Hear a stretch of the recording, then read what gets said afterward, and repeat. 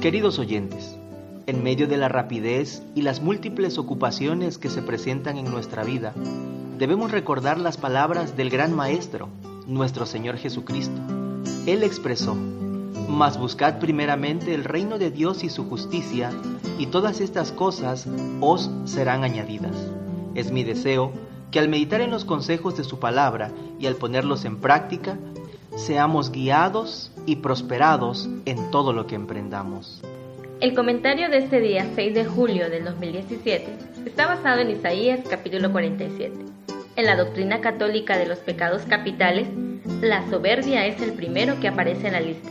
Por otra parte, en la enseñanza bíblica encontramos que el pecado después del cual vienen todos los demás es el orgullo, del cual la soberbia es sinónimo, lo que nos lleva a decir que el orgullo y la soberbia son las dos caras de la misma cabeza de una persona con la cual y por la cual el Señor no puede trabajar, no porque le falte poder, sino porque se le da la entrada.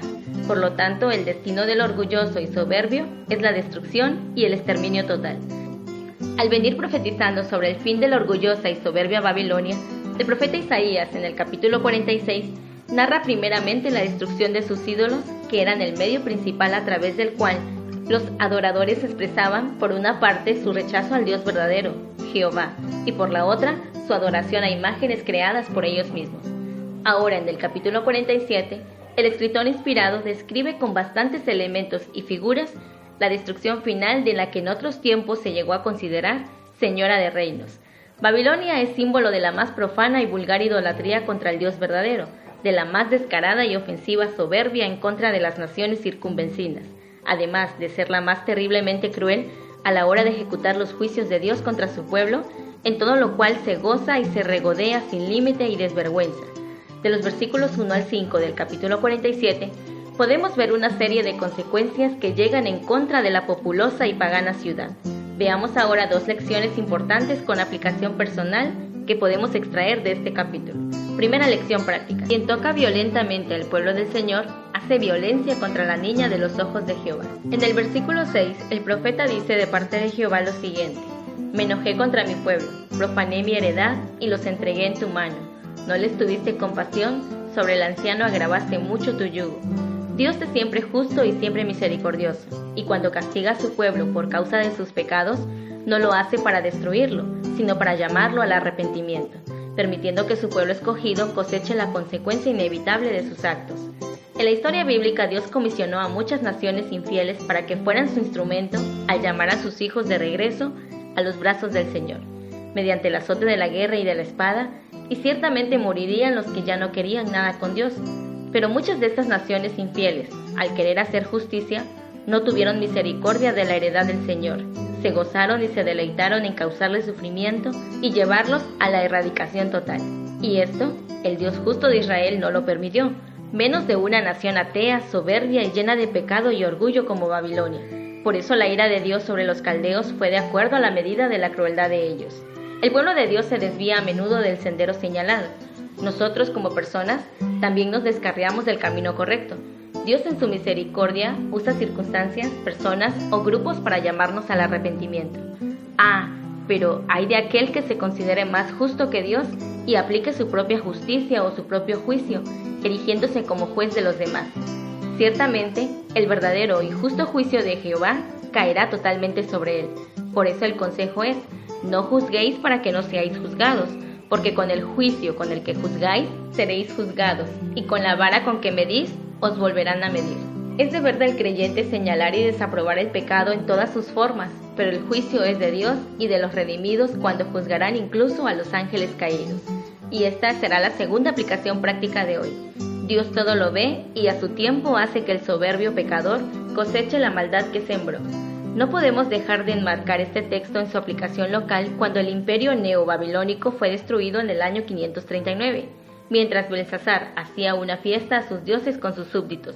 Ciro, el persa, sobrino de Darío el Grande, tomó a Babilonia sin batalla mediante el secamiento del río Éufrates. El profeta Isaías hace referencia en varias ocasiones a la destrucción de esta ciudad, asiento del imperio de los caldeos.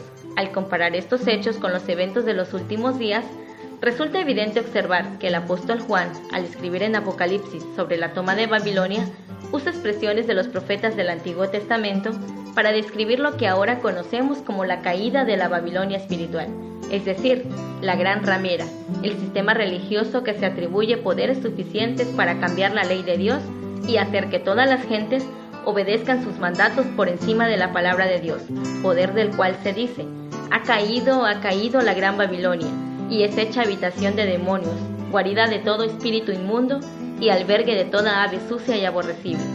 Sin lugar a dudas, una de las características de las personas orgullosas es su seguridad de que a nadie tiene que rendir cuentas, puesto que se considera independiente y autosuficiente. El versículo 10 del capítulo 47 del profeta Isaías dice: porque te confiaste en tu maldad diciendo: nadie me ve, tu sabiduría y tu misma ciencia te engañaron, y dijiste en tu corazón: yo y nadie más. Déjenme decirles, finalmente, que según la historia secular, hubieron dos personas que usaron como su lema personal la siguiente frase: o César o nada. El primero en acuñarla fue Julio César, cuando decidió incumplir la prohibición de cruzar el río Rubicón con sus legiones, comenzando así la guerra civil que acabaría con la República Romana y crearía el Imperio Romano. El Rubicón marcaba el límite con la Galía, en la provincia donde César debía mantener a sus legiones. Al cruzar el río, estaba invadiendo Roma. Ofreció a sus soldados que solo le acompañaran los que así quisieran, a lo que estos contestaron: o César o nada, tras lo cual todos le acompañaron.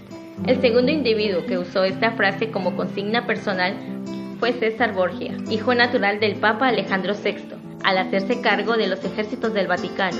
Los dos fueron miserablemente asesinados, ante lo cual el orgullo y la soberbia que los caracterizó no pudieron hacer nada en su defensa. La pluma inspirada dice: muchos se privan de las ricas bendiciones de Dios por su orgullo y falta de fe. La palabra de Dios dice: porque el que se enaltece será humillado, y el que se humilla será enaltecido. Para concluir este comentario, recordemos estas dos lecciones prácticas. 1. Quien toca violentamente al pueblo del Señor, hace violencia contra la niña de los ojos de Jehová. 2. Dios todo lo ve, y a su tiempo hace que el soberbio pecador coseche la maldad que sembró. Se despide de ustedes su amiga Marlene Mechuna Hernández, agradeciendo al pastor Enrique Pérez Díaz por escribir esta reflexión, y quien es capellán del Colegio Lázaro Cárdenas, Asociación Norte de Chiapas. Es mi deseo que la paz de Dios more en su corazón.